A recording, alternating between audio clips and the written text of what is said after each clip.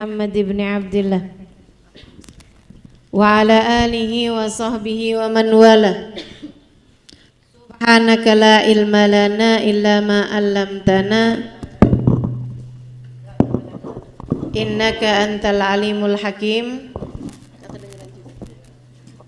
Rabbi shrah li sadri wa yassir li amri wahlul 'uqdatan min lisani yafqahu qawli, amma ba'du.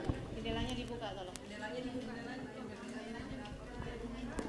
Enggak apa-apa, enggak dingin, jendelanya buka. Enggak apa-apa, buka aja jendelanya.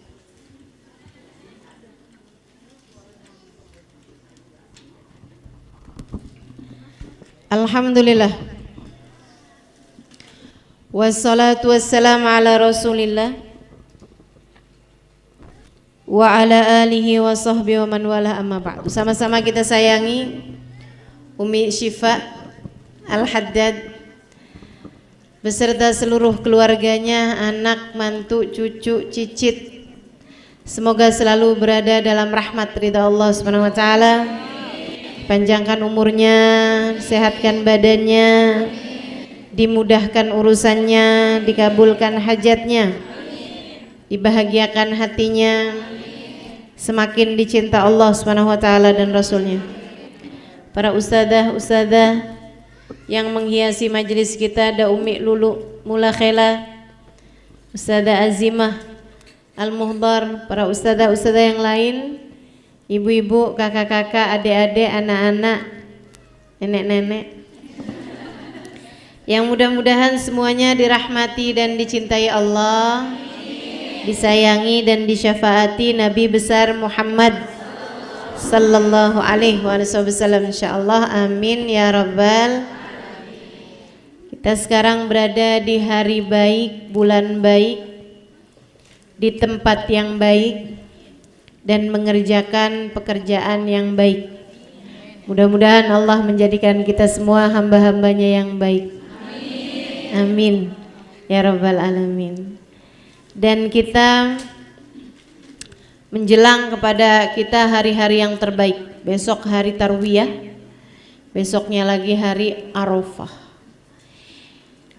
Ijtama' jamil ulama, ajma' jamil ulama bi anna afdalul ayyam yaum Arafah. Para ulama bersepakat bahwasanya hari yang terbaik sepanjang tahun adalah hari Arafah. Maka alhamdulillah, mudah-mudahan Allah panjangkan umur kita sampai bertemu dengan hari Arafah yang sudah tinggal 2 hari ke depan. Ustazah, ada yang bilang Arafahnya besok, ada yang bilang juga Arafahnya hari Rebo. Kita ikut yang mana? Kita ikut waktu di mana kita berada.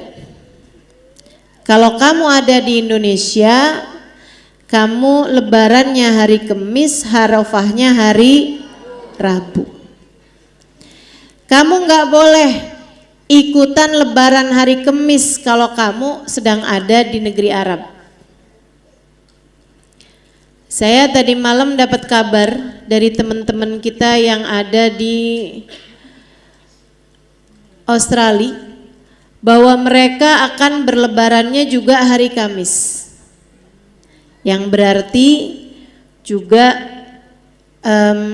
hari Arafahnya adalah hari Rabu. Berapa waktu yang lalu juga dapat kabar dari teman-teman yang ada di Jepang bahwa mereka akan berlebaran pada hari Kamis, yang juga Arafahnya adalah pada hari Rabu. Jadi semua mengikuti waktu di mana dia berada. Nggak usah khawatir, Ustazah katanya nggak boleh hari ini puasa karena yang di Saudi sudah berlebaran. Nggak boleh kalau kamunya ada di sana. Tapi kalau kamunya ada di Indonesia, yang ngikutin waktu di mana kamu sedang berada. Kayak sekarang nih, kita jam 2, kalau belum sholat duhur buruan. Karena jam 2 itu nggak lama kemudian waktu masuk sholat. Tapi kalau kamu saat ini sedang ada di Saudi Arabia sana, teman-teman, jam segini nih masih baru jam 10, belum boleh sholat duhur karena belum masuk waktunya. Nah itu memang hikmahnya Allah. Allah mau setiap waktu Allah diijabahin, Allah disolatin. Tuh di waktu sekarang ini nih, ada nih yang lagi sholat subuh. Ada nggak yang sekarang lagi sholat subuh? Ada, nggak di Indonesia. Di negara yang baru terbit fajar jam segini nih masih baru sholat subuh. Di waktu sekarang nih ada yang lagi sholat isya, gitu kan ya? Bukan di Indonesia tentu saja. Belahan bumi yang lain ada yang sudah malam, belahan bumi yang lain ada yang sudah maghrib, ada yang sudah asar, semua mengikuti waktu di mana dia sedang berada. Jadi nggak usah khawatir, kita ikutin waktu di mana kita sedang berada. Sekarang nih masih belum hari tarwiyah, besok baru hari tarwiyah di negeri kita. Di Indonesia kita mengikuti penanggalan kalender waktu di mana kita sedang berada. Begitu ya, jelas ya? Gak usah bingung-bingung lagi. Ustazah, katanya kalau Ramadan tuh memang mengikuti penanggalan di mana kita berada. Tapi kalau Arafah tuh Ustazah harus ngikutin orang yang lagi wukuf di Arafah. Siapa bilang begitu? Enggak gitu kok. Enggak gitu. Arafah, Yaum Arafah ayat tasi' min Dzulhijjah. Gitu ya. Hari Arafah adalah hari tanggal 9 Dzulhijjah.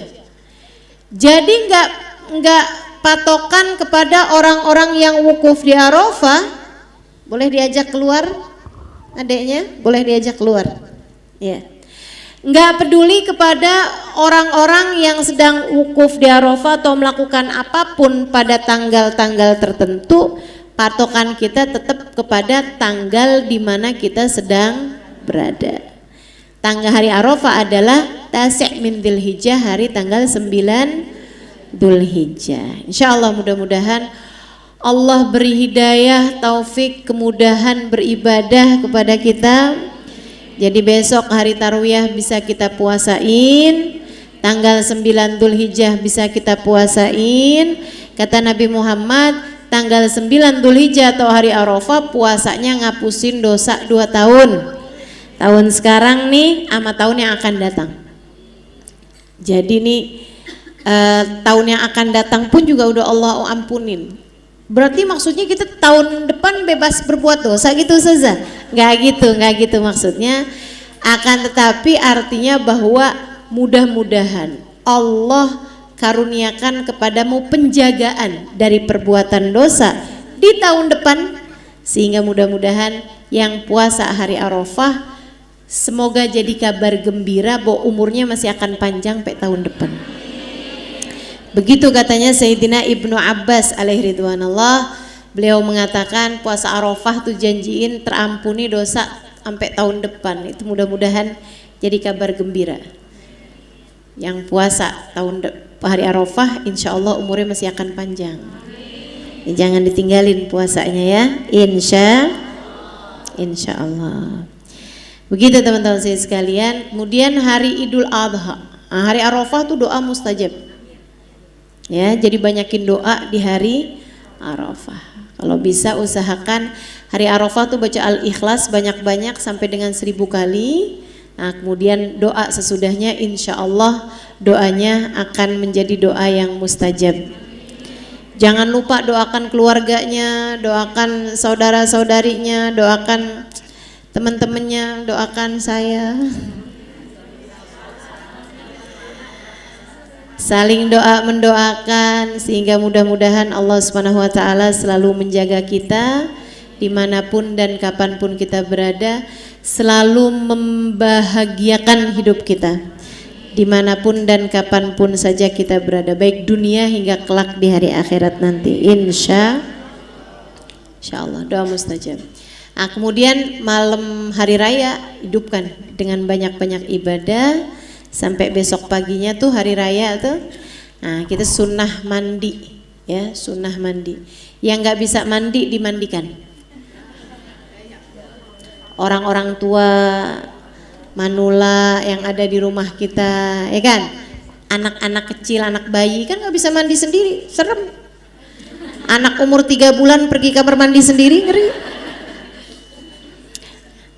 Jadi kita mandikan tuh anak-anak, orang-orang tua yang nggak bisa mandi, sunnah untuk dimandikan. Sunnah pakai baju baru. Ustazah nggak punya, ya beli. Beneran Ustazah, beneran. Teman-teman saya sekalian, kita tuh sunnahnya Nabi nggak banyak loh yang bisa kita kerjakan, betul nggak? Nabi sholat malam sampai bengkak telapak kakinya, kita boro-boro. Nabi tuh bangun malam lama sholatnya, bisa sampai 4-5 jam dari waktu malam tuh Nabi Muhammad sholatin. Kita bangun 5 menit sebelum adzan subuh. Kalau bisa kita sholatin barang 4 rakaat sebelum subuh udah bagus kan gitu ya. Nah tuh beda jauh kita dari Nabi kita Muhammad sallallahu alaihi wasallam.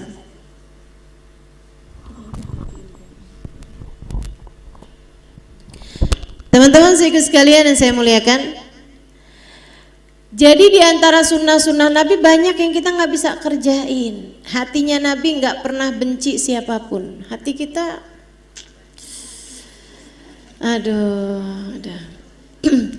Hati Nabi nggak pernah suudzon sama orang lain. Hati kita, masya Allah.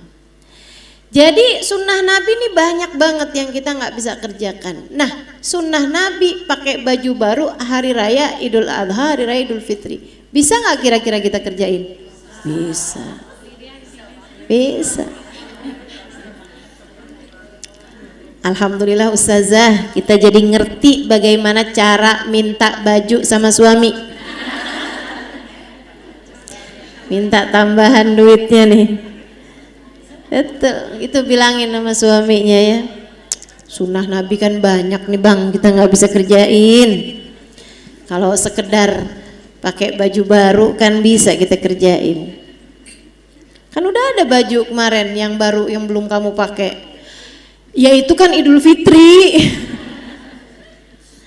Sekarang Idul Adha baru lagi.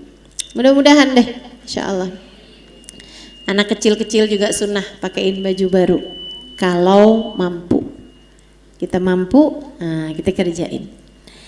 Saudara sekalian saya muliakan, abisnya subuh tuh sunnahnya jangan makan, jangan minum apa-apa dulu sampai sholat id. Beda sama Idul Fitri. Kalau Idul Fitri bagusnya ada makan, ada minum, nggak harus makan lengkap ya. Pokoknya ada yang kita makan gitu. Minum kopi kah, makan kue kah, nastar, kastengel. Iya, putri salju gitu kan. Nah itu. Kalau hari raya Idul Fitri. Kalau hari raya Idul Adha, kuenya juga emang udah habis kan.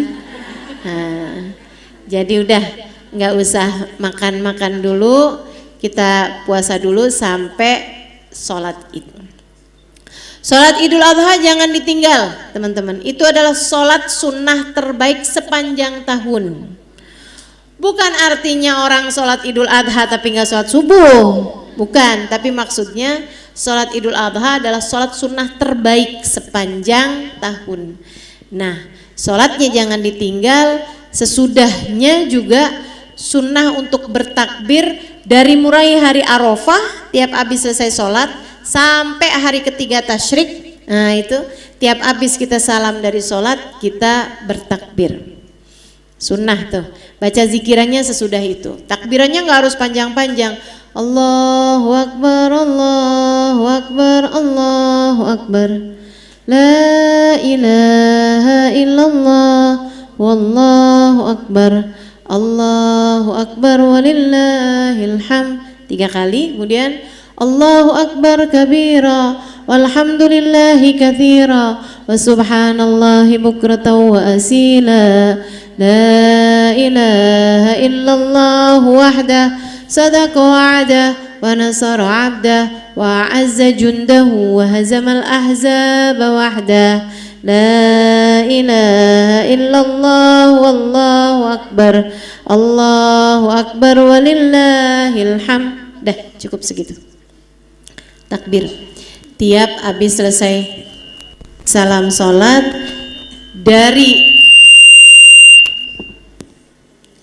dari subuh hari Arafah sampai ke 3 hari tasyrik. Ada juga yang mengatakan dari asar hari Arafah ya sampai 3 hari tasyrik sampai asar hari ketiga tasyrik. Nah itu takbirnya, namanya takbir muqayyad, takbir yang nyambung sama waktu-waktu sholat. Kemudian habis selesai sholat itu, habis selesai takbiran, bisa dengerin khutbah Id gitu ya, khutbah hari raya. Nah itu kita disunnahkan untuk berkurban, tentu bagi yang mampu. Unta di Indonesia nggak sunnah kurban unta. Kalau ada orang kurban unta harus dicurigai. Unta kebun binatang mana yang hilang? Karena kan kita unta kan adanya cuma di kebun binatang ya, nggak ada orang pelihara unta gitu. Selain unta, sapi. Unta dan sapi ini satu ekornya bisa untuk 7. Bisa untuk 7. Kalau misalnya ada orang kurban unta satu buat 1 orang boleh, Ustaz? Boleh, tapi maksudnya maksimalnya boleh untuk 7. Boleh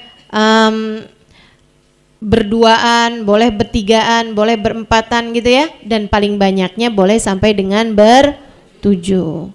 Kemudian di bawahnya sapi ada kambing. Ustazah, kerbau boleh nggak? Kerbau masuk keluarganya sapi, sepupu lah. Habisnya sapi, kemudian kambing teman-teman di bawahnya. Nah kambing, domba Ustazah itu dia juga kakak adik tuh, kakak adik. Yang satu bulunya tebel gitu kan, yang satu dimarahin mulu jadi bulunya lontok. Itu ada 2 tuh ya. Boleh domba, boleh kambing. Teman-teman sekalian yang saya muliakan, kalau nggak mampu kambing Ustazah, boleh ayam nggak? Nggak boleh. Udah tuh. Paling banter kambing. Ustazah pernah bilang boleh ayam? Iya sih. Ada yang bilang, maksudnya ada ulama yang berpendapat boleh berkurban ayam. Tapi sih saran saya, meskipun itu ada dalilnya ya, dalilnya adalah hadisnya Sayyidina Bilal bin Rabah. Jadi Nabi itu pernah tuh nanyain sahabat, kamu kurban apa? Abu Bakar, unta Rasul. Kamu kambing Rasul. Kalau kamu kambing Rasul, kamu unta Rasul. Kamu Bilal, ayam Rasul. Nabi ketawa gitu. Nah tuh yang ulama yang mengatakan boleh kurban ayam itu mereka berpendapat buktinya Nabi nggak negur gitu. Kalau itu nggak boleh tuh pasti Nabi bilang kamu ada-ada aja Bilal gitu ya. Tapi nyatanya Nabi tuh ketawa gitu. Tapi ulama yang mengatakan ya kurban tuh cuman sampai kambing gitu kan, itu mereka bilang makanya Nabi ketawa karena ya nggak ada, mana ada orang kurban ayam gitu. Nabi ketawa justru karena nggak ada tuh kurban ayam gitu. Nah itu kalau kemudian Nabi nggak negur Bilal ya karena itu adalah khusus buat Bilal aja lah gitu. Kita jangan kurban ayam. Ustazah, tapi kita nih Ustazah kalau mau nunggu bisa kurban kambing kayaknya nggak bisa-bisa dah. Saya agak kesulitan keuangan gitu ya. Gak bisa-bisa nih kita nih kurban ayam, kurban kambing. Kalau kayak begitu ya udah nggak apa-apa. Silahkan potong ayam, niat belajar kurban. Ini bukan kurban, tapi belajar kurban. Sambil bilang, ya Allah, kepengennya sih sapi. Tapi jangankan sapi, kambing juga saya belum mampu buat belinya. Ya Allah, baru kebeli ayam. Terimalah ia di sisimu ya Allah. Saya belajar buat berkurban.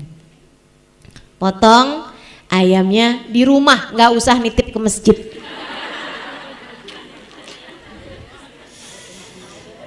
Jangan sampai nih gara-gara saya ngomong beginian mendadak masjid-masjid banyak ayam. Tukang potongnya bingung, nih ayam siapa nih? Kurban saya nih. Kata Ustazah Halimah boleh. Nah tuh repot nih ya. Udah kurbannya potong di rumah aja, dimasak bagi yang kurban ayam nih ya. Belajar kurban, ayamnya dimasak aja, jangan dibagi mentah.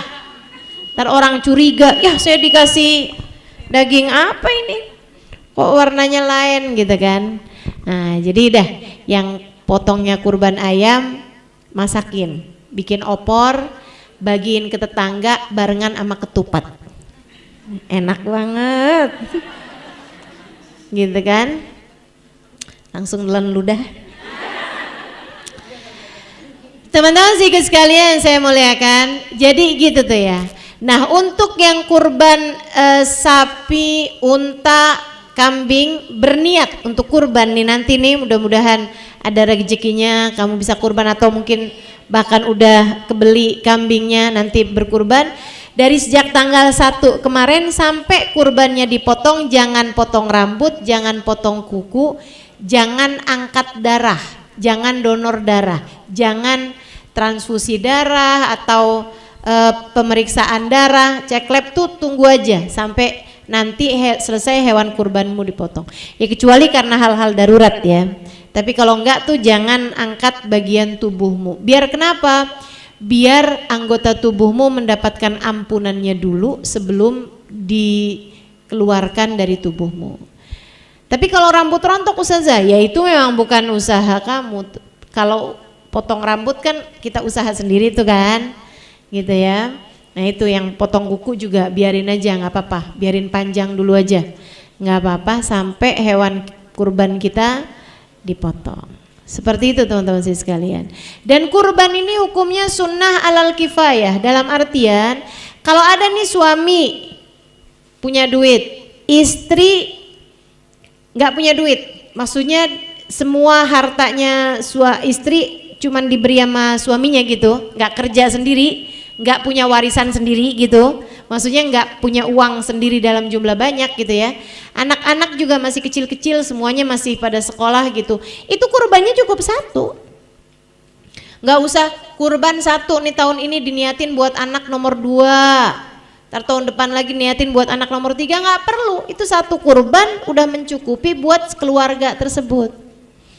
Kecuali kalau istrinya punya uang sendiri ya, dia mau kurban gitu kan, ya nggak apa-apa.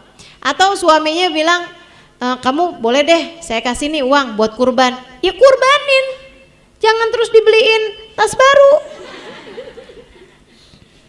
Kalau emang dikasih gitu sama suaminya ya alhamdulillah, tapi sebenarnya kurbannya suami itu mencukupi dari seluruh keluarga gitu. Jadi kalau istrinya punya uang sendiri gitu kan, jangan pelit-pelit, punya warisan nih, dapat uang warisan, atau dia punya usaha berupa ATM ketok, tiap tanggal 1 ketok rumah tetangga. Punya kontrakan, masa kagak ngerti-ngerti. Orang Betawi banyak tuh kan, usahanya apa saya tanya gitu, alhamdulillah Ustazah punya ATM ketok. Diketok keluar duit gitu kan, ketok rumah keluar uangnya, Masya Allah. Itu kalau emang kamu punya uangnya gitu, ada rezekinya, ya kurban teman-teman, jangan pelit-pelit, jangan pelit-pelit. Insya Allah apa yang kamu keluarkan di jalan Allah, Allah Subhanahu wa Ta'ala akan menggantinya, bukan hanya dengan uang, Saya kalau urusan beginian nih nggak ngarep ganti berupa uang. Kita kepengen digantinya dengan yang lebih mahal. Semua yang bisa kebeli pakai uang itu murah. Yang mahal yang nggak bisa kebeli pakai uang. Betul nggak? Bisa nggak kamu beli berkah? Nggak bisa. Bisa nggak kamu beli kesolehan anak-anak kamu? Nggak bisa beli, teman-teman. Bisakah kamu beli kesehatan? Nggak bisa. Obat kamu bisa beli, tapi kesehatan toko mana yang jual? Apotek mana yang jual? Rumah sakit mana yang jual? Nggak ada. Teman-teman sekalian saya muliakan, maka minta sesuatu yang nggak bisa kebeli pakai uang. Cinta suami bisa nggak dibeli pakai uang? Nggak bisa. Kamu nggak bisa pergi ke toko beli cinta suami, nggak bisa. Kamu nggak bisa beli make up untuk membeli cinta suami. Kamu nggak bisa bahkan operasi plastik mau beli cintanya suami, bisa? Nggak bisa, teman-teman sekalian. Ada berapa banyak perempuan cantik-cantik nggak dicintai sama suaminya? Selebihnya juga, sebaliknya juga ada berapa banyak perempuan nggak seberapa cantik tapi suaminya cinta sama dia. Ya kita nggak bisa nyalahin, betul nggak? Nggak bisa nyalahin suaminya, nggak bisa nyalahin istrinya juga gitu. Lah suaminya nggak cinta sama istrinya, mau secantik apapun dia nggak cinta, mau gimana gitu. Itu makanya minta tuh sama yang punya. Siapa yang punya? Allah Subhanahu Wa Taala, yang menjadikan hati manusia berada dalam genggamannya. Makanya tuh lagi kurban, bismillah kita niatkan di jalan Allah. Mudah-mudahan Allah bales, mudah-mudahan Allah karuniakan kepada kita kebaikan-kebaikan, keindahan-keindahan, karunia-karunia yang gak bisa kebeli pakai uang, gitu kan? Apalagi nih gak bisa kebeli pakai uang, husnul khotimah. Bisa kebeli gak pakai uang? Kita gak bisa nyuap malaikat Israel. Israel 100 juta deh sakaratul maut, jangan sakit-sakit ya. Bisa begitu? Nggak bisa. Israel 200 juta deh, 200 juta deh. Husnul khotimah ya. Kalimat terakhir kalimat la ilaha illallah, pastiin ya. 100 juta, 100 juta. 300 juta. Bisa begitu? Nggak ada. Nggak bermanfaat harta, nggak bermanfaat anak, nggak bermanfaat jabatan, nggak bermanfaat popularitas, bahkan gak bermanfaat ibadah, gak bermanfaat, gak bermanfaat. Kalau Allah gak mau terima, mau jadi apa? Gitu kan? Orang ibadahnya banyak matinya su'ul khotimah, na'udzubillah min dzalik, ada. Yang manfaat apa? Rahmatnya Allah. Yang manfaat rahmatnya Allah Subhanahu Wa Taala. Makanya kita ibadah tuh, tiap ibadah niatin, ya Allah nastarhim rahmatak, ya Allah. Ini dengan ibadah nih saya nggak bisa beli surga ya Allah. Akan tetapi saya berharap semoga Engkau ya Allah merahmati saya, mencintai saya, menyayangi saya dengan apa yang saya lakukan ini ya Allah. Gitu. Kan tentu pantesan yang dirahmati itu kan yang sholat, yang puasa, iya kan? Yang sedekah terus dirahmati sama Allah, kan pantas banget gitu. Makanya kita minta sama Allah, ya Allah kasihani saya ya Allah. Tiap puasa nih Allah udah lapar kayak begini, kasihani ya Allah. Tiap lagi sholat ya Allah udah merunduk-runduk doa-doa kayak begini nih ya Allah, kasihani saya ya Allah. Tuh, itu yang bakal manfaat buat kita ketika kita dirahmati, dikasihani sama Allah Subhanahu Wa Taala. Ini yang saya lakukan tiap hari, ngajar kesana kemari gitu ya, ngomong kesana kemari. Sampai kemarin ada yang bilang tuh sama saya tuh, Masya Allah ya, suaranya lantang. Gak capek apa Ustazah ngomong segitu lamanya? Gitu kan? Ya Allah, saya pikir-pikir gitu kan, semuanya gak manfaat kalau gak diterima sama Allah. Semuanya gak manfaat kalau gak jadi sebab Allah kesian sama saya. Kayak doain Bu, Kak, Dek, biar saya dikasihani sama Allah. Ya Allah kesianan tuh, Ustaz Halim udah ngomong mulu. Kesianin ya Allah tuh orang. Gitu ya, ntar hari Arafah doain saya. Biar saya dikasihani. Nggak usah nunggu Arafah deh, sekarang deh doain saya. Biar dikasihani sama Allah. Itu kalau udah Allah kesian sama kita, Allah rahmati kita. Rahmat tuh artinya dikesianin sama Allah SWT. Allah bakalan nggak tega nyusahin kita teman-teman. Nggak tega. Udah kalau udah Allah nggak tega sama kita tuh, dikasihnya kita husnul khotimah, dikasihnya kita anak soleh soleha, dikasihnya kita suami yang sayang. Allah nggak tega, aduh kesianan kalau dimarahin mulu melakinya gitu. Yaudah deh, biarin deh. Sama Allah ditaruh tuh di hati suami rasa kesian, ditaruh di hati orang tua rasa sayang, ditaruh di hati hamba-hamba Allah rasa saling sayang, begitu kan? Itu semuanya adalah athar, adalah tanda jejak kasih sayang Allah kepada hamba-hambanya. Mudah-mudahan kita berhasil meraihnya. Kamu sembelih kurban, niat nastarhim rahmatak ya Rabb, ngarep-ngarepin rahmatmu ya Allah, ngarep-ngarepin kasih sayangmu ya Allah. Dengan kepalanya kasihanilah saya ya Allah, kasihani kepala saya. Dengan badannya kasihanilah badan saya ya Allah. Dengan hatinya kasihanilah hati dan perasaan saya ya Allah. Dengan seluruh anggota tubuhnya ya Allah, jadikanlah Engkau tidak menyiksa seluruh anggota tubuhku. Gitu kurban ya, insya Allah. Jadi sekalian saya muliakan, waktunya kurban nih panjang sampai ke 3 hari sesudahnya. Hari Lebaran, besoknya. Jadi misal ya. Buat yang mampu sih bagus-bagus dah dari sekarang dah. Udah siap-siapin kurbannya, udah beli hewan kurbannya dari sekarang. Itu kalau yang beli dari sekarang gitu ya, terus simpen di rumah misal. Jangan lupa kasih rumput, jangan kasih donat. Itu setiap kali kamu dengar hewan kurbanmu itu bersuara, sunnah buat bertakbir. Ada tuh kesunahan indama sami' sautal an'am. Tiap kali dengar hewan kurban tuh, termasuk hewan kurban kita aja Ustazah, enggak, hewan kurban binatang yang kita tahu mau dikorbanin. Jadi kalau yang lewat pasar minggu, ada nggak sih di pasar minggu? Banyak ya. Yang di jalanan tuh ada orang sedia hewan kurban gitu kan. Nah kalau kamu lewat situ kemudian kedengeran suaranya suaranya bu gitu kan. Tuh langsung Allahu Akbar, Allahu Akbar, Allahu Akbar. La ilaha illallah wallahu akbar, Allahu akbar walillahil hamd. Gitu.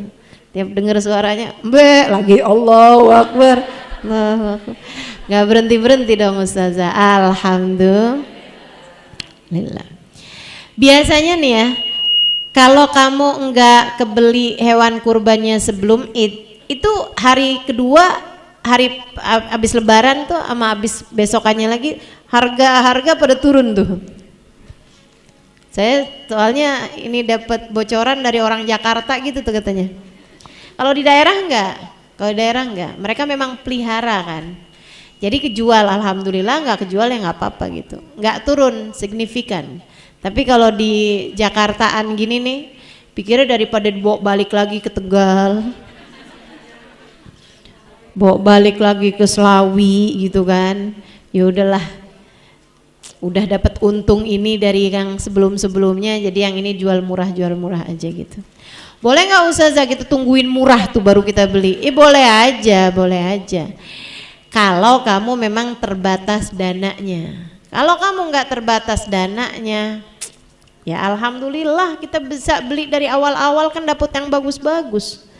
Lagian ibu-ibu saudariku sekalian, kambing atau sapi yang kamu beli itu jadi penghapusan dosa-dosamu. Jadi kayak semacam pengorbananmu di jalan Allah Subhanahu wa taala. Ya kan? Masa kamunya gede, kambingnya kecil? badan XXL nyari kambing yang ukuran S. Gitu ya. Nah, ini kita sesuaikan juga lah gitu. Mudah-mudahan Allah terima semuanya insyaallah. Amin. Ya Rabbal Alamin. Sampai 3 hari tasyriknya itu masih ada waktu buat kurban. Akan tetapi pastikan hewan kurbanmu itu sudah dipotong sebelum asar hari terakhir tasyrik, agar bisa dibagi-bagikan pada hari-hari tasyrik. Karena tujuannya kurban adalah menjamu hamba-hamba Allah dengan daging pada hari-hari di mana haram berpuasa pada hari tersebut. Jadi kurban kamu tuh dipotong pada hari-hari tasyrik, dibagikan pada hari-hari tasyrik.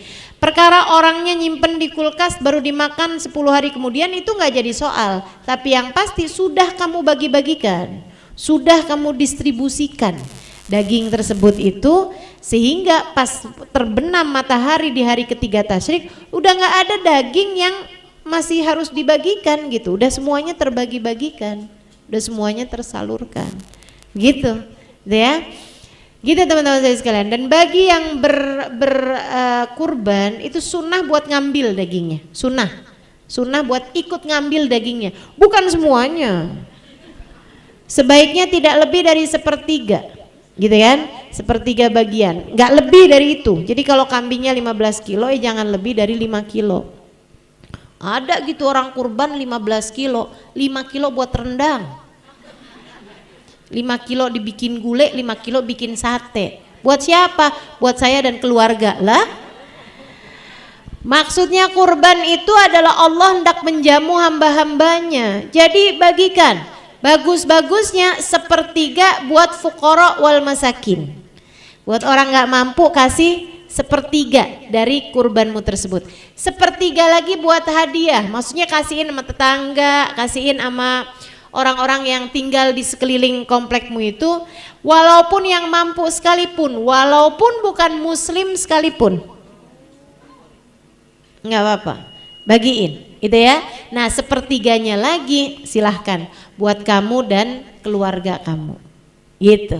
Itu aturannya kurban. Ustazah kalau saya mau bagi-bagiin semuanya gitu, ya bagus juga, apa juga. Tapi itu sebaiknya gitu ya, sebaiknya tuh ada yang ikut dimakan, buat diri sendiri jika memungkinkan. Tapi kalau misalnya kurban kamu tuh kamu kasihin di kampung yang memang jarang-jarang banget ada yang kurban di sana, gitu ya, mereka tuh makan dagingnya cuman setahun sekali, itu pun juga nungguin dikasih dari daging kurban yang ada di masjid. Kadang-kadang ada daerah-daerah tuh teman-teman yang bahkan masjidnya yang nggak ada yang potong kurban. Banyak kampung-kampung pedalaman itu. Kalau kamu misalnya naruh kurban kamu di sana, kan nggak bisa ikut makan tuh. Boleh apa enggak tuh? Boleh, bagus teman-teman saya sekalian. Kamu memang nggak dapat fadilah ikut makan daging kurban, ya. Akan tetapi kamu dapat fadilah yang lebih besar memberi makanan kepada orang-orang yang memerlukannya. Dan itu pahalanya bisa luar biasa besarnya. Kata Nabi Muhammad alaihissalam, luqmah fi batnil ja'i khair min bina masjidil jami'. Satu suapan kamu berikan kepada orang miskin, orang yang lagi lapar, itu lebih mulia di sisi Allah daripada kamu membangun satu masjid jami'. Masjid pun enggak masjid-masjid kecil, masjid jami'. Kamu bangun masjid jami' jauh lebih besar lagi pahalanya di sisi Allah, yaitu memberi makanan kepada orang yang kelaparan, orang yang susah. Apalagi kalau makanannya tersebut adalah makanan yang mewah buat mereka, itu daging gitu ya. Daging itu kan sampai kapanpun juga Allah pasti akan menjadikannya makanan mewah teman-teman. Karenanya yang mampu buat berkurban, jangan lewatkan kesempatan untuk berkurban ini. Dah, gak usah hitung-hitungannya terlalu detail. Kalau saya kurban nih berarti saya gak beli kerudung baru, gak beli sepatu baru, tas baru, sendal baru. Gimana ya? Kerudung kurban, sendal kurban, tas kurban, bismillah kurban, gitu kan? Dengan kepalanya mengampuni dosa kepalamu, Kata Nabi Muhammad kepada Sayyidah Fatimah Zahra, dengan tangannya diampuni dosa tanganmu, dengan kakinya diampuni dosa kakimu. Teman-teman, Nabi ngomong gitu sama Sayyidah Fatimah mah gak ngerjain dosa, ya kan? Tapi kata-kata itu tuh jadikan semacam kayak kata-kata Nabi buat kita nih, para pendosa nih. Kalau kamu mampu buat berkurban, jangan tinggalkan. Jangan tinggalkan. Inget-ingetin aja gitu aja. Wah, nanti saya nggak bisa kebeli ini, nggak bisa kebeli itu. Inget-ingetin ucapan Nabi. Dengan kepalanya diampuni dosa kepalamu. Dengan tangannya diampuni dosa tanganmu. Dengan kakinya diampuni dosa kakimu. Dengan perutnya diampuni dosa perutmu. Bismillah kurban. Gitu kan? Ustazah saya nggak mampu, ya udah nggak apa-apa, nerima kurban aja dah.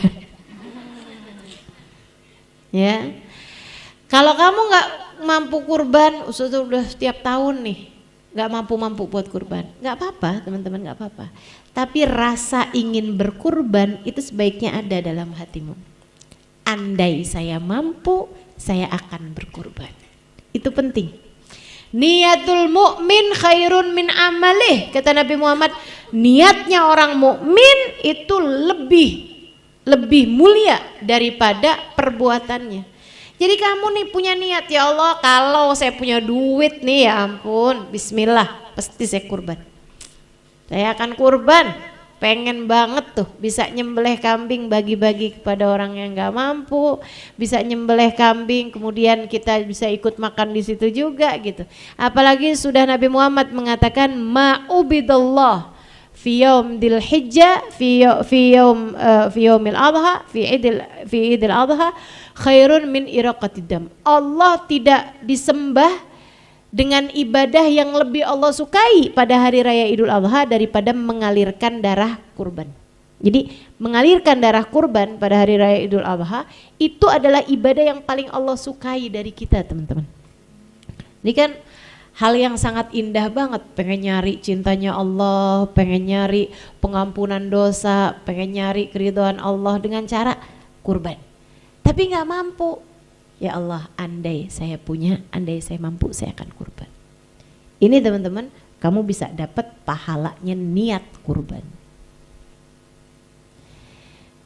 Malah kalau ada orang nih, orang kaya-kaya nih, kurban gak bu tahun ini? Kurban lah, malu kan sama tetangga masih kita nggak kurban. Kurban, cari ini yang paling gede ya, sapi yang paling gede.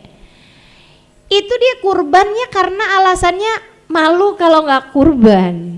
Kan gitu kan, gengsi aja gitu, kayak buat ya apa tuh namanya, image gitu ya. Apalagi dia rencanaan tahun 2024 mau nyalon misalnya gitu, jadi anggota dewan, ya gimana gitu kan kalau dia nggak kurban misalnya gitu. Nah kalau yang kayak begituan tuh kalau hatinya sepi, hatinya kosong dari rasa pengagungan kepada Allah, dari rasa ingin mengharapkan keridhaan Allah, dari rasa berharap ampunan Allah Subhanahu wa taala, bisa jadi kurbannya bukan menjadi sesuatu hal yang berarti baginya. Allah tuh meskipun ngelihat kurban tapi ngelihat hati pengorbannya. Gitu.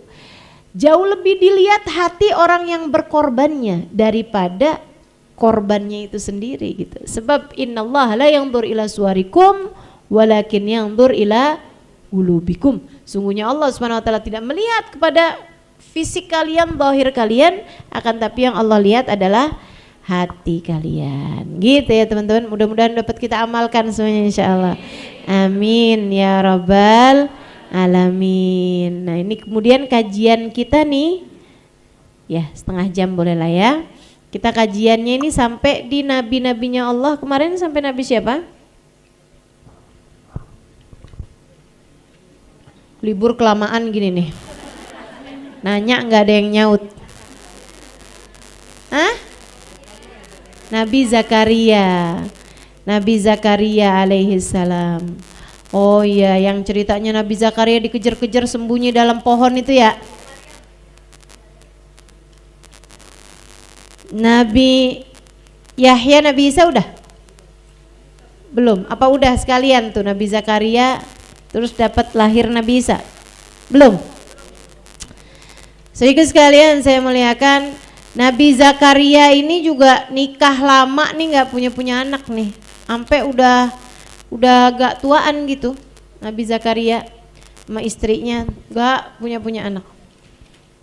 Sampai kemudian Nabi Zakaria itu ikutan daftar, ikutan naruh nama ketika Nabi Imran melahirkan anaknya, perempuan namanya Sayyidah Maryam, ya. Sayyidah Maryam nih ibunya namanya Hanna, seorang perempuan solehah yang dimaksud Allah dengan Al-Imran, bukan Al-Imran tapi Al-Imran, keluarganya Pak Imran. Yang dimaksud dengan keluarganya Pak Imran adalah istri dan anaknya Nabi Allah Imran alaihissalam, yaitu ibunda Sayyidah Maryam bernama Hanna dan Sayyidah Maryam. Jadi sekalian, Nabi Imran juga tuh sama istrinya Hanna tuh nikah lama nggak punya anak. Akhirnya udah lama banget gitu, tahu-tahu hamil Hannanya. Oh, seneng semuanya. Nah, Sayyidah Hanna sebagai perempuan solehah, begitu tahu hamil, dia langsung bilang, inni nadartu ma fi batni muharraran fataqabbal minni. Ya Allah, aku jadikan anak dalam kandunganku ini pengorbananku untukmu, persembahanku untukmu. Bukan artinya dikorban terlahir disembelih, bukan. Tapi maksudnya dijadikan di jalan Allah, dalam jalan Allah gitu. Saya niat nih, apa yang ada dalam kandunganku ini persembahanku untukmu ya Allah, terimalah ia dariku. Persembahan untukmu ya Allah.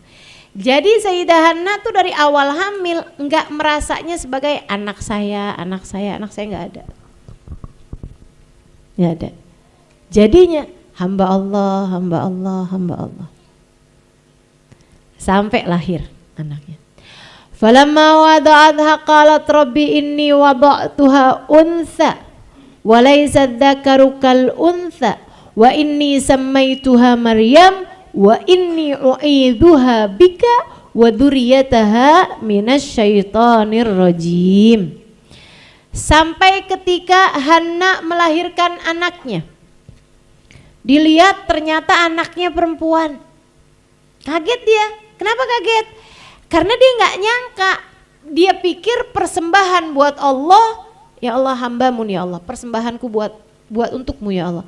Dia pikir anak laki-laki jadi nabi, perempuan nggak jadi nabi. Anak laki-laki jadi rasul, perempuan nggak bisa jadi rasul. Anak laki-laki bisa jadi imam Masjidil Aqsa, penjaga Masjidil Aqsa, anak perempuan nggak bisa. Kaget Sayyidah Hanna, kok perempuan? Tapi beliau pun faham bahwa ketika beliau sudah menjadikan anak ini untuk Allah Subhanahu wa taala, persembahan buat Allah Subhanahu wa taala, maka inilah yang diinginkan Allah. Seorang anak perempuan yang menjadi persembahan untuk Allah. Jadilah Sayyidah Maryam ayah min ayatillah, tanda-tanda kekuasaan Allah.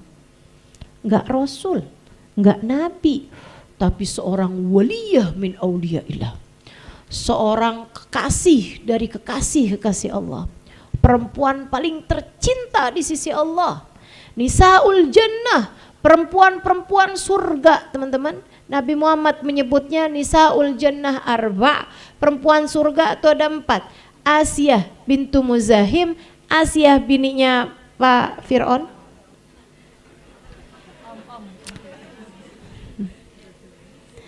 bininya Mbah Fir'aun, Asiyah Mbah Fir'aun. Kemudian Maryam ibnatu Imran, Maryam anaknya Pak Imran, anaknya Nabi Imran. Kemudian Fatimah bintu Muhammad, Khadijah bintu Khuwailid, itu ya, istri baginda kita Nabi besar Muhammad sallallahu alaihi wasallam. Dari sini juga kita tahu anak laki, anak perempuan, sama-sama bisa jadi kekasih Allah. Teman-teman saya sekalian, kita sebagai perempuan, bukan berarti perempuan gak mungkin dicinta sama Allah, mungkin.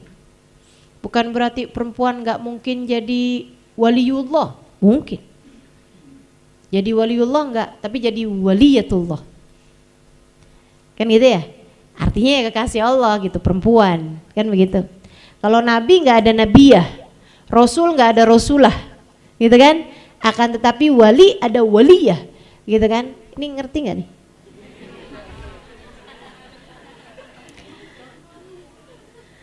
Gitu kan? Kayak perempuan tuh enggak ada yang jadi polisi, gitu. Sebab kalau perempuan jadi polisi namanya bukan polisi tapi gitu maksud saya, gitu kan? Nabi nggak ada yang perempuan sebab nggak ada nabiyah. Nabi perempuan tuh namanya nabiyah tuh nggak ada. Rasul nggak ada yang perempuan sebab rasul tuh nggak ada rasulah, rasulatun gitu nggak ada, gitu kan? Adanya cuma rasul laki-laki gitu. Tapi kalau wali, teman-teman sekalian, ada wali laki-laki, ada juga wali perempuan. Dalam bahasa Arab wali perempuan adalah waliyah. Saudara sekalian, banyak wali-wali perempuan nih, banyak. Dari zaman dulu sampai zaman sekarang. Sayyidah Hawa itu waliyah. Saudara sekalian yang saya muliakan, bukan nabi, bukan rasul, tapi waliyah min auliyaillah. Kan gitu ya? Waliyah min waliyatillah gitu. Kemudian lagi itu tadi Asia, kemudian lagi ada ibunda Nabi Musa, Yukabat, ada Siti Hajar, ada Siti Sarah, ada banyak perempuan-perempuan tercinta di sisi Allah Subhanahu wa taala sampai di zaman kita sekarang ini. Sayyidah Fatimah, teman-teman saudara sekalian, apa kalau bukan waliyah? Siapa kalau bukan waliyah? Waliyah. Saudara sekalian, kekasih Allah Subhanahu wa taala, perempuan-perempuan paling tercinta di sisi Allah Subhanahu wa taala, bahkan pemimpin wanita surga. Masya Allah. Teman-teman sekalian yang saya muliakan, demikian pula dengan ibunya Sayyidah Maryam, Sayyidah Hanna, waliyah min auliyaillah. Begitu tahu gitu kan, yang lahir perempuan, beliau pun faham bahwasanya Allah menginginkan hamba perempuan ini menjadi kekasihnya Allah Subhanahu wa taala. Perempuan paling terkasih di sisi Allah Subhanahu wa taala pada zamannya. Wa inni samaituha Maryam. Wa laysa dzakaru kal untha. Ini penting nih. Allah bilang laki-laki enggak sama perempuan. Laki-laki enggak sama perempuan. Perempuan enggak sama laki-laki. Beda. Bukan berarti nggak bisa tercinta, bisa. Bukan berarti nggak bisa jadi hamba yang mulia, bisa. Bukan berarti nggak mungkin jadi orang yang pinter, bisa. Semuanya bisa. Derajat-derajat kemuliaan bisa diraih oleh hamba-hamba yang perempuan. Teman-teman saya sekalian, hanya saja beda. Laki-laki beda sama perempuan. Perempuan beda sama laki-laki, jangan disama-samain. Ini zaman sekarang nih, perlu ditekankan nih, karena tambah zaman tuh jadi tambah ngaco, tambah berantakan, masalah gender laki perempuan aja orang jadi bias zaman sekarang ini teman-teman saya sekalian. Belum lama nih saya dengar berita bahwasanya kaum LGBTQ itu ya, mereka ini sekarang sedang mengkampanyekan, sedang membela hak-hak mereka dalam urusan toilet.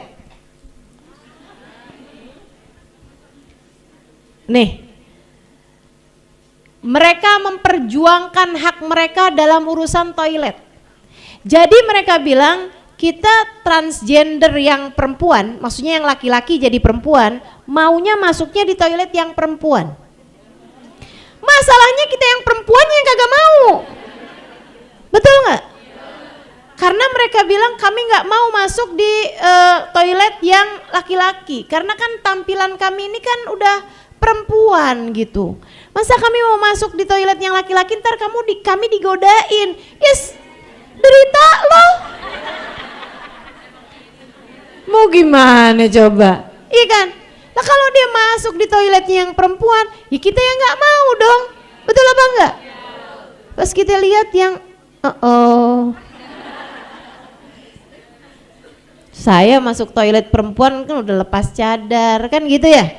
Malahan kalau misalnya yang wastafel apa segala macam kita mau kerudungan kan lepas kita mau wudhu misalnya gitu kan. Nah itu kan lepas jilbab, lepas kaos kaki gitu. Terus sebelah ternyata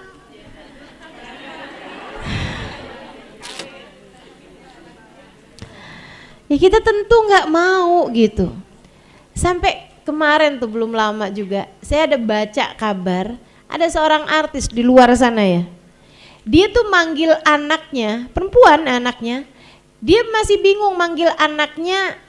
Kan kalau di Arab itu kan di Barat itu kan sama di Arab, laki perempuan itu kan beda tuh.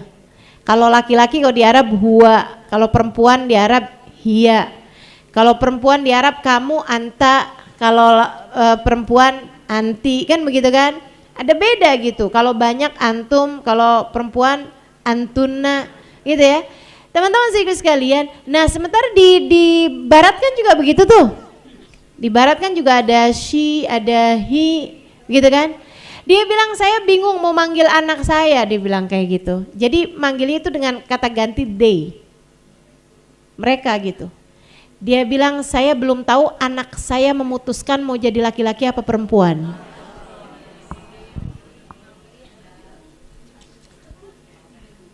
Ini zaman sekarang nih. Padahal Allah udah ngasih tahu walaysa dzakaru kal untha.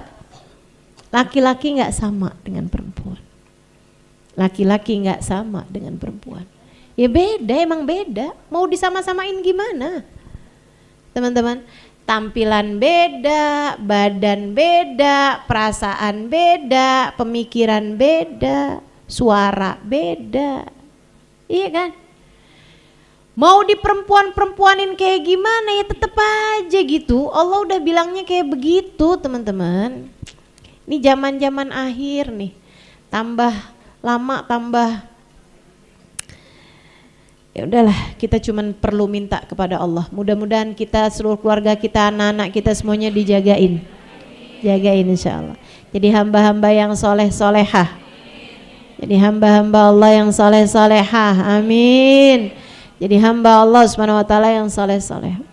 Walaysa dzakaru kal untha. Wa inni samaituha Maryam. Saya kasih anak saya nama dengan nama Maryam. Wa inni u'iduha bika wa dzurriyyataha minasyaitonir rajim. Ini Sayyidah Hanna nih, perempuan solehah.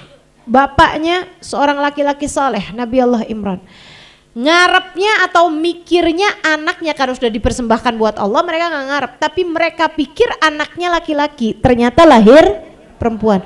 Enggak kemudian, tapi ini kan sebenarnya kita kan harapannya laki-laki, ya udah deh kasih nama Musa, walaupun perempuan. Kasih nama Isa misalnya gitu ya, dengan nama-nama laki-laki. Enggak gitu, yang lahir perempuan kasih nama yang indah, Maryam, gitu kan ya, kasih nama dengan nama perempuan. Wa inni u'iduha bika wa dzurriyyataha minasyaitonir rajim. Aku lindungkan ya Allah anak ini, aku mohon perlindungan padamu. Bukankah ia sudah aku persembahkan untukmu? Lindungilah ya Allah. Lahir nih lindungi dia ya Allah. Minasyaitonir rajim, dari kejahatan setan yang terkutuk. Ini seindah-indah orang tua. Sayang sama anaknya, dari mulai di kandungan sudah dipersembahkan buat Allah. Seindah-indah orang tua.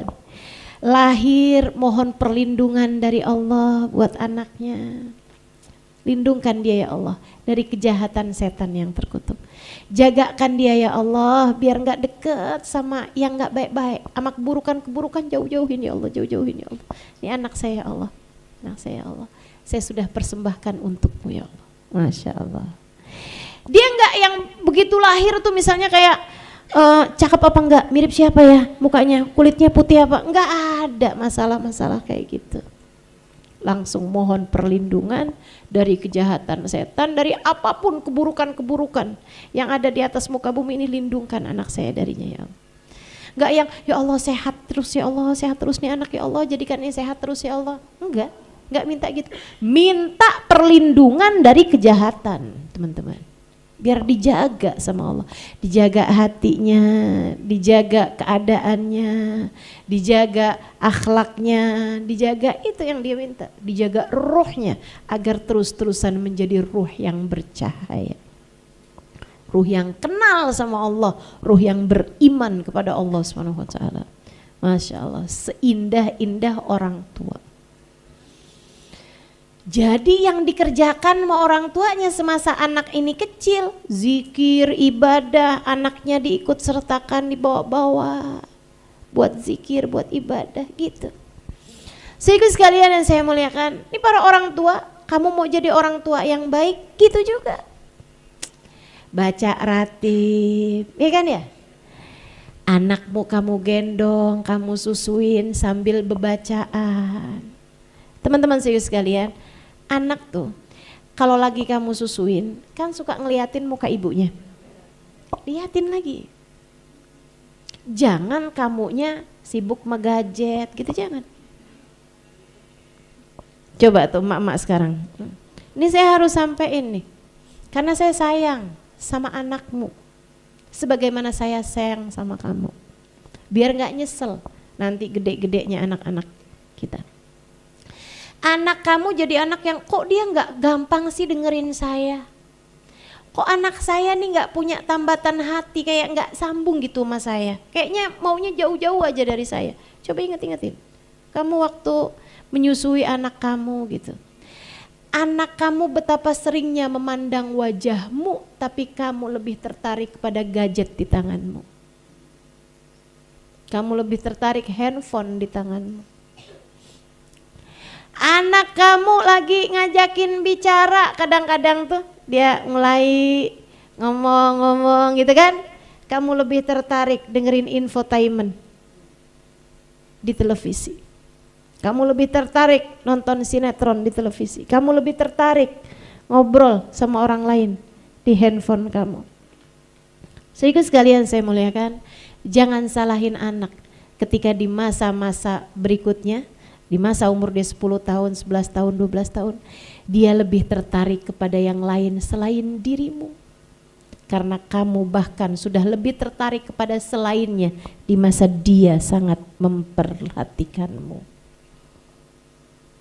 Kama tadin tudan. Sebagaimana kamu berbuat, seperti itu pula lah kamu akan dibalas. Jadi teman-teman, anakmu lagi ngeliatin kamu, lagi nyusuin kamu, liatin, pandangin, sayangin, doain, senyumin anak kamu tuh. Anak soleh, anak soleh, anak soleh. Hubabah Zahra, saudaraku sekalian, ibunda dari guru kami, Habib Umar bin Hafid, punya anak banyak, semuanya soleh-soleha. Semuanya, gak ada yang kelewat. Kan suka ada yang bilang, emang anak tuh kalau banyak ada aja gitu satu yang jadi ujian. Enggak, siapa bilang? Enggak. Saya banyak ketemu orang-orang soleh, punya anak banyak soleh-soleha semua, banyak saya ketemu. Teman-teman sekalian yang saya muliakan, Hubabah Zahra, anaknya yang nomor 1 Habib Ali Masyhur. Masya Allah pinternya, Masya Allah ilmunya, jadi mufti di Tarim. Sepanjang hidup beliau jadi mufti, duduk di majelis fatwa. Artinya semua permasalahan umat di seluruh Hadramut itu nyampenya ke meja beliau yang kemudian memberikan jawaban-jawabannya. Tuh, duduk di majelis fatwa selama nyaris setengah masa hidup beliau, teman-teman. Kemudian anak laki-laki beliau terakhir, Habib Umar bin Hafid, kita tahulah seperti apa Habib Umar. Ini orang di atas muka bumi nih, Islam nih menjadi Masya Allah tersebar di seluruh penjuru bumi. Kebanyakannya dari anak muridnya Habib Umar bin Hafid. Sedikit sekalian saya muliakan, di Amerika ada Syekh Yahya Rodat, ada Syekh Abdul Karim, ada Syekh siapa, ada Syekh siapa. Murid-murid Habib Umar. Di Inggris ada Syekh Ibrahim Rasha, ada siapa, murid-murid Habib Umar. Di berbagai pelosok dunia, ada di Kenya, ada di Turki, ada di mana, murid-murid Habib Umar. Di Indonesia,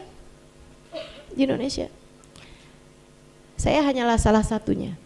Jadi sekian banyak para ustadz, para habaib, para ustazah yang adalah murid-murid Habib Umar bin Habib. Saya hanyalah serpihan rengginang di kaleng kongguan. Ngarepin bukanya kongguan, mau rebutan wafer, ternyata rengginang. Saya tuh rengginang. Nggak apa-apa, gurih. Saudara sekalian yang saya muliakan, itu ibundanya Hubabah Zahra. Diceritakan beliau tuh waktu hamil Habib, waktu melahirkan, waktu punya anak Habib Ali Masyhur, itu kalau ngegendong itu selalu aja bilang mufti, mufti, Ali Masyhur, mufti, Ali Masyhur, mufti gitu. Jadi ngegendongnya tuh sambil ngedoain, nih Ali Masyhur bakal jadi mufti. Jadi dia tuh mufti. Waktu Habib Umar gitu, Umar alim, Umar alim, Umar alim. Oh jadi ulama, insyaallah. Doa ibu. Kamu gendong anak kamu sambil ngelihat Indonesian Idol. Wow bagus banget nih suaranya, wah dia terkenal nih, wah cantik banget nih, wah ini nih. Anak kamu jadi mendewakan kecantikan, mendewakan popularitas, tertarik sama hal-hal yang seperti itu. Atau naudzubillah bahkan, kamu yang kamu tonton, koruptor nih emang dasar nih.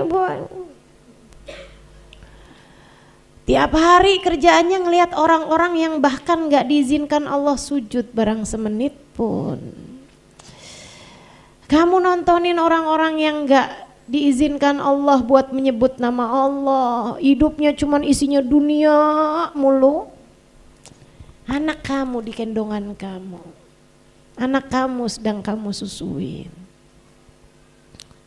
Naudzubillah, jangan sampai di masa dewasa anak kamu menjadi yang kamu tonton tersebut. Yuk belajar, mari belajar. Sayyidah Hanna udah ngajarin kepada kita caranya teman-teman, ya kan? Nah kita belajaran nih, mudah-mudahan. Ustazah udah terlanjur gimana dong? Ini doain banyak-banyak anaknya, doain banyak-banyak anaknya teman-teman. Sampai udah dilindungkan anak tumbuh menjadi anak perempuan yang sangat-sangat cerdas, sangat pintar, sangat beriman, sangat bertakwa karena orang tuanya yang Masya Allah. Di umur-umur waktunya belajar, siapa nih yang akan mendidik anak ini, yang ngajarin caranya ibadah, caranya zikir apa segala macam, harus cari guru. Gurunya jangan orang tuanya sebaiknya. Siapa nih? Mereka pun kemudian bikin undian. Ini Allah ceritakan dalam surat Ali Imran. Jadi sekalian bikin undian, siapa yang mau ngedidik Maryam? Pada mau semuanya, pada seneng ngedidik anak yang sudah dipersembahkan untuk Allah, ngedidik anak seorang nabi, anak seorang waliyah, ibunya waliyah, bapaknya nabi. Pengen semuanya ikut jadi bagian dalam pendidikan anak perempuan ini. Tapi cuman satu aja, maunya cuman punya guru satu aja, yang jadi kafil, yang jadi pendidik, pengasuh ruhnya, pengasuh jiwanya. Maka mereka pun pakai undian, tulis namanya, termasuk Zakaria. Nabi Zakaria nulis, Zakaria, ini semuanya nih. Mereka melingkar, para nabi, kan Nabi Imran nabi, Nabi Zakaria nabi, ya kan? Sama yang lain-lainnya juga orang-orang soleh yang hidup pada zaman tersebut teman-teman. Orang-orang soleh yang hidup pada zaman tersebut. Nabi Imrannya kan juga pilih-pilih, nggak mau nih, nggak mau asal-asalan. Siapa nih yang mau nih? Ini mau, oh ini sayanya yang nggak mau gitu kan? Nah, sampai dipilihlah orang-orang yang memang Nabi Imran dan Sayyidah Hanna mau, barulah kemudian dikocok namanya, udah ditulis semuanya, dikocoklah, keluarlah Zakaria, keluar Zakaria, masukin lagi, kocok lagi, pada ngarep semuanya tuh, pengen semuanya, jadi ambil bagian teman-teman saudaraku sekalian. Anaknya ulama aja orang pada pengen ikut ngegedein kan gitu ya, ikut ngedidik gitu. Apalagi ini anak seorang nabi, ibunya juga seorang waliyah gitu, semuanya pada kepengen. Kocok lagi keluar Zakaria lagi. Nah sekali lagi 3 kali kocok lagi keluar Zakaria lagi. Oh Zakaria lah. Nah Nabi Zakaria kebetulannya adalah saudaranya Sayyidah Hanna. Jadi paman sendiri juga. Sama Nabi Zakaria nih nggak tanggung-tanggung, takut nih, jaga nih permata luar biasa nih. Ponakan ini nih. Dibuatkanlah rumah pohon. Teman-teman bikin rumah di atas pohon. Yang rumahnya tersebut itu gitu kan ada tangganya tuh. Tangganya itu teman-teman sekalian Nabi Zakaria aja yang bisa ini gitu, yang punya akses gitu. Jadi Maryam, Nabi Zakaria turunin, Sayyidah Maryam turunin tangganya, Nabi Zakaria naik, habis itu diangkat sama Nabi Zakaria gitu. Pokoknya Nabi Zakaria urusannya. Antara Nabi Zakaria sama orang tuanya aja yang ketemu sama Sayyidah Maryam. Di mihrabnya Sayyidah Maryam gak kenal dosa. Di mihrabnya Sayyidah Maryam kenal sama Allah, beriman kepada Allah, zikir mengingat Allah, beribadah kepada Allah, ruh menjadi semakin bercahaya, semakin bercahaya, semakin bercahaya.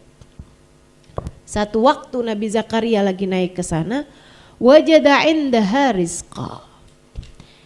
Sayyidah Maryam umur berapa itu kira-kira ya Ustazah? Ya 10 tahunan lah gitu. 11 tahun, 12 tahun gitu teman-teman. Kullama dakhala 'alaiha Zakaria al-mihrab wajada 'indaha rizqa. Ustazah kok sedih cerita Sayyidah Maryam? Saya lagi sedih ngelihat diri saya sendiri teman-teman. Dan saya juga sedih melihat keadaan-keadaan kita yang berlumuran dengan dosa hari demi hari. Sementara di atas muka bumi ini ada hamba-hamba Allah yang hidup dalam taat demi taat, dalam zikir demi zikir, dalam ibadah demi ibadah, hingga menjadikan hati mereka bercahaya sebegitu terangnya. Sementara kita, ulah perbuatan kita sendiri, hati kita entah sudah seperti apa keadaannya. Betul? Bagaimana dengan? Saya sedih kalau dengar cerita orang-orang hamba-hamba Allah tercinta, hidup dalam taat. Ya Allah, maafkan saya ya Allah, bimbing saya ya Allah, ampuni saya ya Allah. Ya Allah, meski mungkin terlambat, akan tetapi jadikan saya salah satunya ya Allah. Hamba-Mu yang jauh dari perbuatan dosa, dan Kau mudahkan untuk mengerjakan ketaatan demi ketaatan padamu ya Allah. Agar diri ini tak malu ketika Engkau memberdirikanmu kelak di hari akhirat nanti. Agar diri ini tidak malu ketika Kau buka amal perbuatan kami di akhirat nanti ya Allah. Ampunilah tiap dosa-dosanya ya Allah, ya Allah, ya Allah.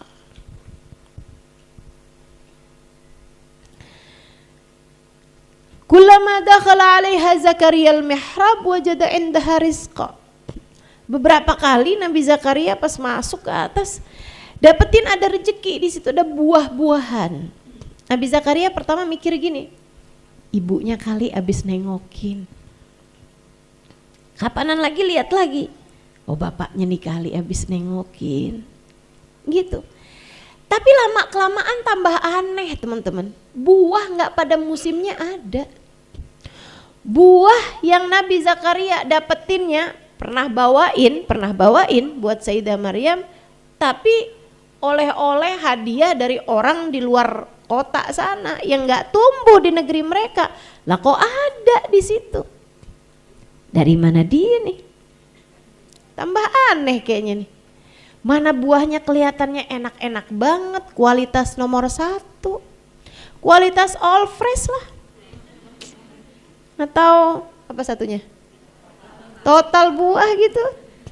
Kayaknya nih kualitasnya bukan pasar Tenabang nih. Atau bukan pasar Minggu gitu kan, bukan Keramat Jati, nih kualitas nomor 1. Heran Nabi Zakaria. Akhirnya bertanyalah beliau. Ketika udah semakin sering tambahannya gitu. Ya Maryam, anna laki hadza? Nak Maryam, dari mana kamu dapat buah-buahan ini? Sayyidah Maryam, perempuan takwa, bersih dari segala dosa, bersih dari segala noda. Beliau menjawab, huwa min indillah. Paman, dari Allah kan? Pamannya bilang, nak, semua rezeki dari Allah. Saya tahu itu. Tapi bagaimana caramu mendapatkan buah ini? Adakah ibu bapakmu mengirimkannya? Enggak, paman. Terus, saya tadi kepengen. Jadi, saya bilang sama Allah, ya Allah, Maryam mau pisang. Terus, habis selesai sholat udah ada, paman, pisangnya.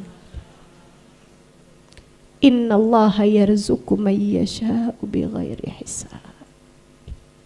Bukankah Allah memberikan rizki dari arah yang tidak dia sangka-sangka? Bagaimana dengan dirimu teman-teman? Adakah kita di antara orang-orang yang apabila kita meminta Allah malu untuk mengembalikan tangan kita dalam keadaan sia-sia? Ataukah Allah ketika mendengar kita berdoa, Allah berkata, itu yang kamu mau, sementara selama ini apa yang kamu mau, apa yang aku mau tidak pernah kamu laksanakan. Bagaimana Allah hendak memberi apa yang kita mau jika selama ini kita tidak melaksanakan apa yang Allah mau? Perintah Allah kita lalaikan, yang haram-haram kita kerjain, tapi segitunya kita bilang, ya Allah kasih dong saya, kasih dong saya.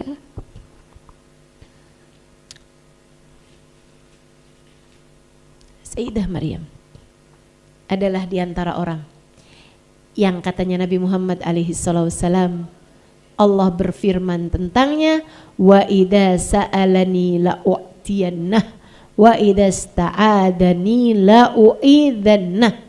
Apabila dia meminta, aku bersegera memberinya. Apabila dia mohon perlindungan dariku, aku akan melindunginya. Atau bahkan ia menjadi seorang hamba yang seperti kata Allah Subhanahu wa taala dalam salah satu hadis qudsi, aku adalah zat yang apabila menghendaki sesuatu terjadi tinggal berkata kun, jadilah, maka jadilah sesuatu tersebut. Sa'aj'al man ahbabtuhu idza qala li syai'in kun fayakun. Aku akan menjadikan hamba yang aku cintai apabila menginginkan sesuatu tinggal berkata jadilah, maka jadilah sesuatu tersebut. Para kekasih Allah, Allah enggak kasih celah, apapun yang dia inginkan diberi oleh Allah Subhanahu wa taala. Insyaallah. Nabi Zakaria begitu tahu, wah sudah sampai nih anak. Wah sudah sampai ia dengan hubungan intim antara hamba dengan Allah Tuhannya. Sudah sampai dia kepada rihabul qurbiyah, kepada mihrab kedekatan antara seorang hamba dengan Allah Subhanahu wa taala Tuhannya. Ia sudah sampai kepada ruang di mana hatinya bersanding dengan Allah Subhanahu wa taala di sana. Saat itu Nabi Allah Zakaria seperti yang Allah ceritakan dalam Al-Qur'an, hunalika da'a Zakaria rabbah. Di tempat itulah Nabi Zakaria segera berdoa kepada Allah. Nabi Zakaria ketika tahu bersamanya ada seorang perempuan yang telah begitu tercinta di sisi Allah, Nabi Zakaria yang adalah seorang nabi berusaha untuk mendapat keberkahan dari Sayyidah Maryam anak didiknya dengan berdoa di tempat di mana Sayyidah Maryam berdoa kepada Allah Ta'ala. Ia muridnya, tapi ketika Nabi Zakaria tahu ia tercinta di sisi Allah, Nabi Zakaria ngalap berkah darinya. Makanya kalau kamu lihat orang-orang soleh, soleha saling memuliakan satu sama lain. Betul? Kalau kamu lihat para ulama-ulama saling memuliakan satu sama lain, saling memuji satu sama lain. Teman-teman saudara sekalian yang saya muliakan, Habib Zain bin Smith memuji Habib Umar bin Hafid. Beliau mengatakan, likulli zamanin alim, ulama hadhil ummah Habib Umar bin Hafid. Setiap zaman tuh ada ulamanya, dan ulama zaman sekarang Habib Umar bin Hafid. Kata Habib Zain bin Smith. Habib Umar bin Hafid memuji Habib Zain bin Smith dengan mengatakan, Habibana Zain kulluh Zain. Habib Zain semuanya Zain, semuanya cakep. Zain itu artinya bagus, cakep, Zain, gitu ya. Makanan tuh kalau enak gitu, Zain. Baju tuh kalau bagus gitu, Zain, gitu kan?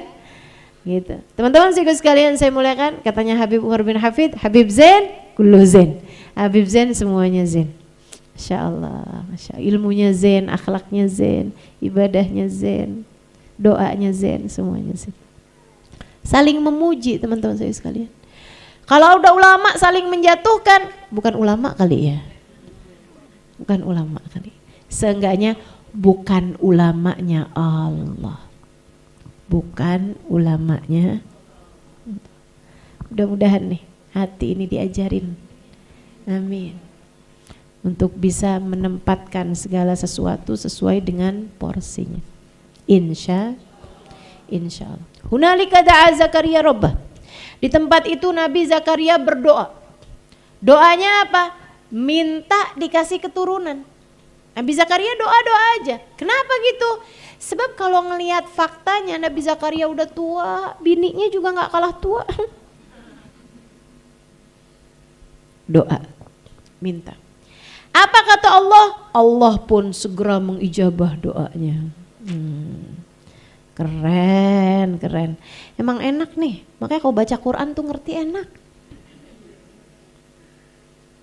Hunalika da'a Zakaria Rabbah. Qala Rabbi habli min ladunka dzurriyyatan thayyibah innaka sami'ud du'a. Di tempat itulah Nabi Zakaria berdoa. Doanya, ya Allah karuniakanlah untukku keturunan yang benar-benar, yang bagus. Keturunan yang thayyib, keturunan yang berkah, keturunan yang indah, keturunan yang baik-baik. Innaka sami'ud du'a, sesungguhnya engkau maha mendengar doa. Apa katanya Allah Subhanahu wa taala? Fanadathul malaikatu wa huwa qa'imun yusalli fil mihrab. Beberapa waktu kemudian saat Nabi Zakaria sedang berdiri di mihrabnya untuk sholat, beliau dipanggil sama malaikat. Apa kata malaikat? Innallaha yubashshiruka bi Yahya musaddiqan bi kalimatillahi wa sayyidan wa hasuran wa nabiyyan minas salihin. Zakaria, doamu telah diijabah. Allah memberikan kabar gembira bahwa sebentar lagi akan lahir untukmu Nabi Yahya. Gimana nih hasil doa bersama seorang perempuan solehah? Bagaimana hasil doa di tempat Allah menurunkan rahmat, hidayah, cinta kepada seorang perempuan solehah?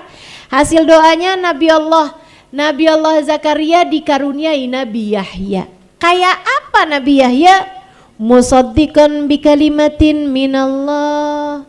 Dia akan menjadi seseorang yang mentasdik, yang membenarkan kalimat-kalimat Allah. Wa sayyidan, akan menjadi seorang pemimpin. wa hasuran, akan menjadi seorang teladan wa hasuran wa nabiyan, dan akan menjadi seorang nabi minas salihin, salah satu dari hamba-hamba Allah paling soleh. Doa kalau diijabah nggak tanggung-tanggung teman-teman. Nabi soleh, terjaga, teladan, ya Allah, kayak apa tuh? Dari sini Habib Umar bin Hafid bilang, kamu disunahkan, yustahab, dianjurkan untuk berdoa di tempat-tempat turunnya hujan rahmatnya Allah. Dari sini kamu disunahkan untuk berdoa di tempat-tempat yang dihadiri orang-orang soleh, orang-orang solehah. Nabi Zakaria kurang soleh apa? Begitu tahu bahwa perempuan yang bersamanya adalah perempuan solehah, seorang waliyah min auliyaillah, beliau segera berdoa, diijabah doanya. Gitu kan? Makanya teman-teman, kalau lagi ada orang-orang soleh-solehah, kita lagi kedatangan Hubabah Nur, kita lagi kedatangan Hubabah Syarifah, kita lagi kedatangan Habib Umar bin Hafid, gitu. Kamu lagi mandangin wajahnya, doa banyak-banyak. Gak usah berebutan minta-minta doa, gak usah berebutan minta-minta salaman, gitu kan. Gak boleh ya Ustazah, gak boleh kalau itu mengganggu kenyamanan beliau-beliau. Begitu kan? Ada satu ustazah datang ke daerah Kalimantan, dikerebutin orang-orang buat salaman, pulang-pulang tangannya pincang. Patah teman-teman. Patah tangannya gara-gara dikerebutin orang salaman. Apakah itu jenis cinta? Enggak, saya rasa. Enggak, saya rasa. Jangan gitu. Mencintai adalah membuat nyaman. Mencintai adalah membuat orang yang kita cintai berada dalam keadaan yang menyenangkan. Kan begitu? Hubabah Nur kalau di majelis semuanya tenang, semuanya enak, doanya panjang, betul? Kan ngerasain tuh. Sampai kata Hubabah tuh waktu yang di Menara 165, mudah-mudahan berulang-ulang kembali ya, tapi kita mudah-mudahan bisa cari tempat yang lebih besar. Karena nggak muat tuh saya dimarahin orang-orang. Ustazah nih nyelenggarain, ngundang-ngundang orang, tempatnya nggak dipikirin. Udah saya pikirin. Saya dimarahin yang hadir, dimarahin tukang gedung. Ya Allah, takut rubuh nih gitu kan, semuanya udah keisi orang, aduh saya pusing aja dah. Sedikit sekalian saya muliakan, tapi kan ketika semuanya nggak ada yang berusaha untuk ngerebutin, berusaha untuk salaman pas segala macem gitu ya, dan memang udah kita pikirin jalannya pas segala macem. Bapak seneng banget sampai berasanya Halimah bilangin sama orang-orang saya rasanya kayak ada di surga, kata Bapak gitu. Oh ya Allah, ya Allah. Bikin guru kita serasa ada di surga, itu kayak gimana rasanya, seneng bener, seneng bener. Saya sampai diceritain sama yang barengan sama Hubabah tuh, Ustazah, Hubabah tuh sampai berapa hari udah nyampe di Tarim, nggak selesai-selesai cerita tentang majelisnya tuh. Ribuan orang, banyak banget, semuanya tenang, nggak kedengeran ada satu suara, kata Hubabah gitu. Insya Allah, insya Allah. Alhamdulillah. Gitu. Jadi kita kalau di hadapan orang-orang solehah semacam itu teman-teman, kita pandangin mukanya, kita doa sama Allah. Ya Allah, hari ini Engkau izinkan kami memandang wajahnya. Kelak di akhirat izinkan kami juga memandang wajahnya dan wajah-wajah perempuan-perempuan solehah yang lain. Kan begitu? Gitu ya? Saya gitu kalau ngeliatin Hubabah Nur, ya Allah, hari ini memandang wajah Hubabah Nur. Besok izinkan saya juga mandang wajah Hubaba Nur bersama dengan wajah Sayyidah Fatimah, bersama dengan wajah Sayyidah Maryam, bersama dengan wajah orang-orang mulia. Itu harapannya. Doa juga, ya Allah, saya senang bisa ketemu orang-orang soleh soleha. Anak keturunan saya juga, ya Allah, pertemukan mereka dengan orang-orang soleh soleha.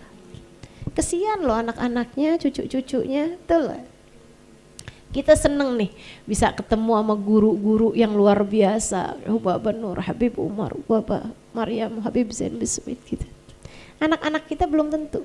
Makanya kita mesti doain ya Allah, ya Allah, ya Allah.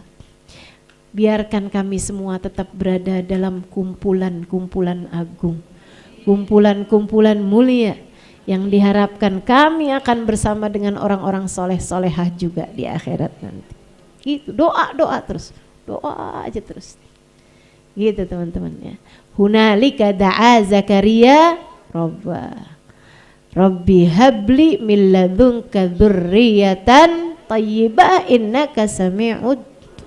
Dikasih deh tuh Nabi Allah Yahya alaihi salam. Nabi Yahya masih kecil nih. Nabi Yahya masih balita.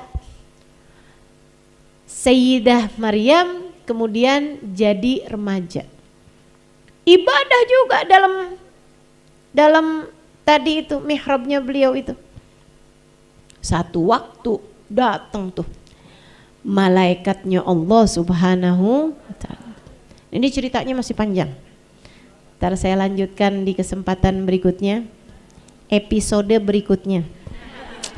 Waktu dan tempat nanti akan diinfokan lebih lanjut. Nah, kita tutup majelis kita dengan mudah-mudahan kita berdoa pada Allah Subhanahu wa ta'ala. Sebagaimana kita membahas orang-orang saleh di sisi Allah Subhanahu wa ta'ala, bercerita tentang kisah orang-orang saleh di sisi Allah, mudah-mudahan Allah pun mensoleh-solehahkan kita semua, mensoleh-solehalkan keluarga kita semuanya insyaallah. Yang perempuan-perempuan biar pada jadi perempuan yang salehah, anak-anak kita, suami kita, orang tua kita, ayah kita, saudara-saudari kita, semoga Allah Subhanahu wa ta'ala jadikan semuanya sebagai hamba-hamba Allah yang saleh-salehah. Ala hadhihi niyah wa bikulli niyatin salehah. Punya hati yang terus tersambung pada Allah, punya hati yang mudah mengingat Allah, punya hati yang tidak tertarik dengan dosa-dosa, punya hati yang lebih tertarik dengan surga daripada dengan dunia, punya hati yang lebih mencintai Allah dan Rasulnya daripada siapapun yang ada di atas muka bumi ini. Kita minta pada Allah Subhanahu wa ta'ala hati yang semoga Allah berkenan bertahta di dalamnya, hati yang Allah cabut darinya segala hal-hal yang menjadi penghalang antara kita dengannya, hati yang selalu terjaga, hati yang selalu terdidik, hati yang mengenal Allah Tuhannya, hati yang mengenal baginda Nabi besar Muhammad sallallahu alaihi wasallam dan mencintainya dengan sebenar-benarnya cinta. Ala hadhihi niyah wa bikulli niyatin salihah jami'ah syamilah ila hadratin Nabi Muhammad sallallahu alaihi wa alihi wasallam. Al-Fatihah. Bismillahirrahmanirrahim. Alhamdulillahirabbil alamin. Ar-Rahmanir Rahim. Maliki yaumiddin. Iyyaka na'budu wa iyyaka nasta'in. Ihdinas siratal mustaqim. Siratal ladzina an'amta 'alaihim ghairil maghdubi 'alaihim waladdallin. Amin. Allahumma